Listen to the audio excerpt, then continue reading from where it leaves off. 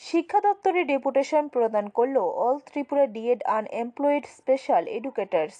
রাজ্য সরকার বিদ্যাজ্যোতি প্রকল্পে স্পেশাল এডুকেটর নিয়োগের সিদ্ধান্ত গ্রহণ করেছে।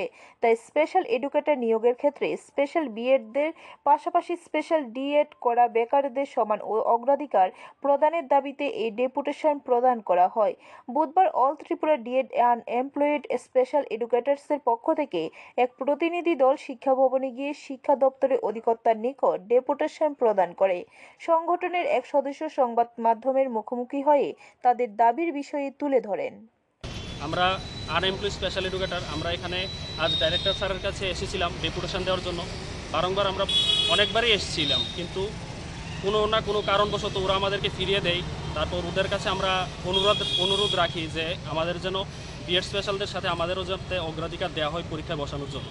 কিন্তু ওরা এমন আমাদের সাথে রিয়াকশান করে বা এমন তারা আমাদের উত্তর দেয় যে এলিমেন্টারিতে আমাদের নিয়োগ না করে যারা বিএড স্পেশাল আছে ওদেরকে স্পেশাল এডুকেটরদের তারা ট্রেনিং করিয়ে এলিমেন্টারি স্থানটা ওদেরকে দেবে। কিন্তু আমরা এলিমেন্টারিতে প্রাপ্য, আমরা এলিমেন্টারির জন্যই আমরা স্পেশাল এডুকেশনে বিএড করেছি, কিন্তু আমাদের স্থানটা আমরা চাই না কোনোভাবেই হাতছাড়া হোক এবং ওদেরকে দেওয়া হোক।